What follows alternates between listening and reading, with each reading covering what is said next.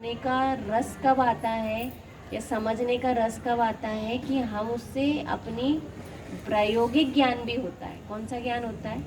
प्रायोगिक ज्ञान। कि हमें हमारा जैसे एक ही बात है, जैसे बहुत सारे लोग पंडित साहब के लिए कहते हैं ना कि जब देखो जब सास बहू की कहानी सुनाते रहते, सास बहू के दृष्टांत सुनाते, लेकिन प्रतिदिन सास बहू में कोई बात बन रही है तो प्रतिदिन सास बहू के दृष्टांत क्या आजकल तो हीरा कार्यकारी के नहीं सुनाते हैं ना, है? आजकल हीरा पे आ गए। सास बहू के जो भी दृष्टांत सुनाए जाते हैं या कहे जाते हैं तो वो सास बहू के दृष्टांत डेली घटित हो रहे हैं कि नहीं हो रहे हैं? मेरा ये समाधान था अंदर से। हाँ, नहीं, और प्रतिदिन एक दिन की बात हो तो एक दिन में जो कषाय हुई उस कषाय को दूसरे दिन क्या होगा कि उसका उपशमन किससे होगा? कि उन्हीं दृष्टांतों से होगा।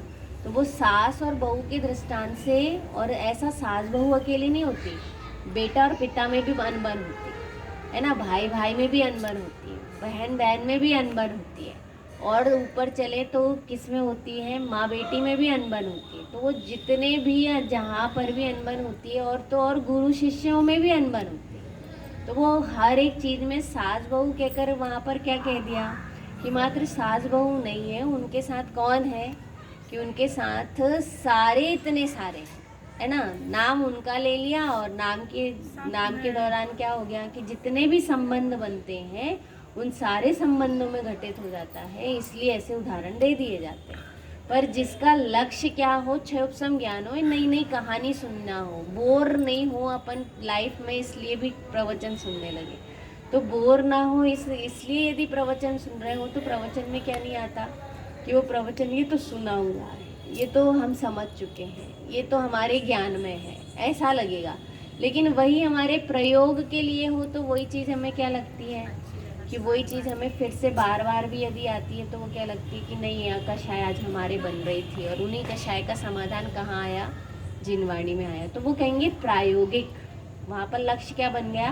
प्रायोगिक ज्ञान प्राप्त करना। कौन सा ज्ञान प्राप्त करना? प्रायोगिक ज्ञान प्राप्त करना। तो इसलिए यहाँ पर भी कहा कि जैसे हर एक चीज़ में हमारे भी यदि काल लब्धि है ऐसा समझ में आता है तो उस काल लब्धि के लिए भी क्या कहना कि प्रति समय समय विचार रखना, चिंतन रखना कि काल लब्धि के कारण ही काल का ऐसा प्रभाव है, ऐसा पंचम काल का प्रभाव है। पंचम काल को कली काल कहते हैं। बहुत सारे लोग क्या कहते हैं? कली काल। कि कैसे कली काल का टाइम है, जो अदर कास्ट के लोग होते हैं ना वो लोग क्या बोलते हैं? कली काल। देखो जो चीज़ अपने इधर आती है वही चीज़ किनके पास भी है? उन लोगों के पास भी है। क्योंकि कहीं ना कहीं श्रुति में क्या है कि वो श्रुति जो कहते हैं ना, श्रुति समझते हैं, जो दिव्य ध्वनि थी, दिव्य ध्वनि के बाद बोल बोल में श्रुति रह जाती है। श्रुति श्रुति मतलब सुन सुनकर जो कहानियाँ कथा बनती चली जाती है उसको श्रुति कहते हैं, है ना। जैसे कि राजा महाराजाओं की कहानी, रामचंद्र जी की कहानी या अन्य चीज़ की कहानी पहले लिपिबद्ध तो नहीं थी, पहले क्या थी? श्रुति थी। लिपिबद्ध तो कब हुई? वो श्रुत पंचमी के समय में हुई, है ना। पंचम काल में लिपिबद्ध हुई। क्यों हुई पंचम काल में लिपिबद्ध? पहले जिनवाणी पढ़ने लिखने का काम नहीं था, पहले मात्र क्या चलता था? सुनना सुनाना चलता था। और एक बार किसी ने बोला और वो क्या हो जाता था कि वो याद रह जाता था, और वो उसको क्या कर लेते थे कि वो एक्सेप्ट कर लेते थे। लेकिन अभी क्या होता है? फिर भूलते हैं, फिर खोल के देखते हैं, फिर भूलते हैं, फिर खोल के देखते हैं। और कारण उसका क्या है? हाँ, काल का प्रभाव। कारण उसका क्या है कि काल का प्रभाव है कि हमारी श्रुति कैसी हो गई है कि मंद हो गई है। तो वो जो श्रुति मंद हो गई है तो इसलिए यहाँ पर भी कहा, आया समझ में, कि ये जो काल है वो कैसा होगा कि निकृष्टता से उत्कृष्टता की ओर, और अभी वर्तमान में क्या चल रहा है? उत्कृष्टता से निकृष्टता की ओर। कि जो भी काम करेंगे, नियम ले लेते हैं, रात्रि भोजन नहीं करेंगे और फिर क्या पछताते हैं, अरे पता नहीं कौन से सोच लिया, पर अब आजकल तो क्या है कि परिणाम ही नहीं लग रहे हैं। और फिर क्या लगता है कि हमको क्या करना था। और पंडित जी एक बहुत अच्छी बात कहते हैं कि बहुत सारे लोग ने तो बड़े बड़े नियम लिए और नियम लेकर कैसे हो गए? घट गए। लेकिन मैं प्रसन्न हूँ क्योंकि मेरे नियम जितने थे उतने के उतने हैं। तो कम से कम काल के प्रवाह के काल में भी कोई अपने नियम को क्या रख सकता है कि उतने के उतने रख सकता है। ये भी बहुत बड़ी बात है। है ना। तो इसलिए काल का प्रवाह किसको नहीं है? पुरुषार्थियों को नहीं। काल का प्रवाह किनको नहीं है? पुरुषार्थियों को नहीं है। और जो पुरुषार्थी नहीं है उनके लिए कैसा है? काल का प्रवाह है ना। वो टाइम ऐसा आ गया, जैसे वायरस फैल गया तो क्या करें, अपन ने दवाई का तो त्याग की थी, लेकिन फिर क्या कर लिए? दवाई ले लिए, है ना। तो इसलिए वहाँ पर, और फिर उसमें भी हालांकि देख लेते हैं कि कैसी मेडिसिन है, क्या है उसमें भी क्या कहते हैं, मैं ये नहीं कह रही हूँ कि वो बनना चाहिए, कहते हैं लीक पीठ, उसको कहते हैं ना, लकीर के फकीर। लकीर के फकीर भी नहीं बनना चाहिए। लकीर के फकीर इसलिए नहीं बनना चाहिए, कारण उसका क्या है, क्योंकि कोई भी चीज है तो वो वर्तमान काल में हो कैसी रही है ना। काल के अनुसार ही बहुत परिवर्तन होता चला जाता है ना। काल के अनुसार ही क्या होता है?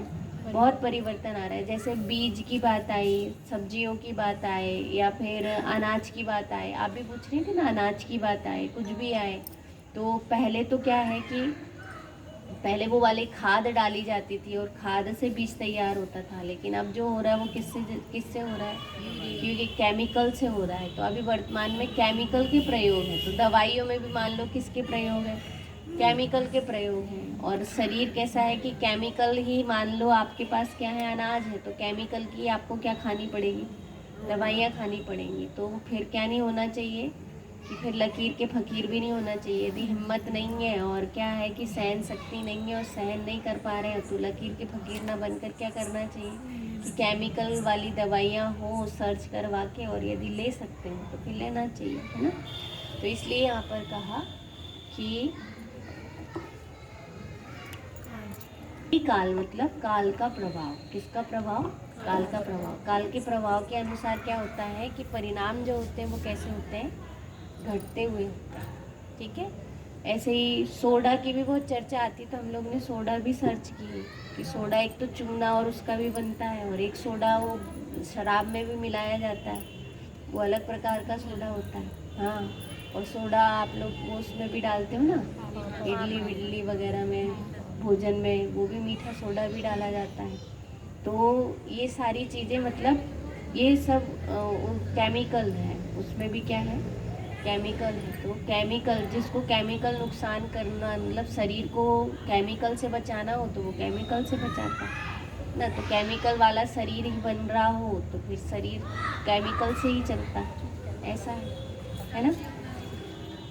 क्या सब्जियों को फिर इसीलिए कहते हैं तेज़ गर्म पानी में धो लो, 3 बार धो लो तो केमिकल निकल जाए। तो शरीर भी है ना, सब्जियां भी केमिकल की हैं, अनाज भी केमिकल का है। आप देखना हर चीज़, पहले वो टमाटर पेटी वाले आ रहे थे तो वो सड़ते थे, आजकल वो गोल राउंड वाले भी आने लगे हैं और वो ख़राब नहीं हो रहे हैं, वो भी सब केमिकल वाले। जबकि टमाटर जैसी चीज़ तो बहुत जल्दी ख़राब होती। वो छोटे वाले वो टमाटर आते थे पहले, टमटी आती थी, तो वो तो इतने जल्दी देसी वाले खराब आते ही होती नहीं है। हैं। हाँ, अब वो केमिकल है। क्या है? केमिकल है, ठीक है। तो इसलिए यहाँ पर कहा। फिर देखिए इसमें एक बात और कही कि कितने पॉइंट आए। पहला पॉइंट याद रहेगा कि दुक्मा सुक्मा काल उत्सर्पणी में कब आता है? तीसरे काल में। और अवसर्पणी में कब आता है? चौथे काल में आता है। जो कितने सागर का होता है? एक गुणागुणी सागर का होता है। यह कब, कौन से काल में होता है? इसको कौन सी कर्म भूमि कहते हैं? उत्तम कर्म भूमि कहते हैं। इसमें क्या होते हैं? 24 तीर्थंकर होते हैं। फिर क्या कहा? उत्सर्पणी में काल का प्रवाह निकृष्टता से उत्कृष्टता की ओर होता है। क्या होता है? निकृष्टता से उत्कृष्टता की ओर होता है। और इसके विपरीत अवसर्पणी में क्या होता है? उत्कृष्टता से निकृष्टता की ओर होता है। निकृष्ट काल में जीवों की आयु अवगाहना परिणाम हीन होते हैं और उत्कृष्ट काल में ये वृद्धिंगत होते हैं, ठीक है। उत्कृष्ट काल में ये वृद्धिंगत होते हैं, ठीक है। निकृष्ट काल में कैसे होते हैं? ये हीन होते जाते हैं। और उत्कृष्ट काल में कैसे होते हैं? कि वृद्धिंगत होते हैं। फिर देखिए, तीर्थंकर प्रकृति का बंध अति से शुभ परिणामों से 16 कारण भावनाओं को भाने अर्थात उनका चिंतन करने से होता है। चिंतन करना नहीं पड़ता, होता है ना। फिर भी अपन 16 कारण भावना बहुत अच्छी, कल थोड़ा सा लेंगे। तीर्थंकर प्रकृति का बंध केवली शुद्ध केवली के पाद मूल में मनुष्य गति में ही होता है। तीर्थंकर प्रकृति का उदय मनुष्य गति में ही होता है। तो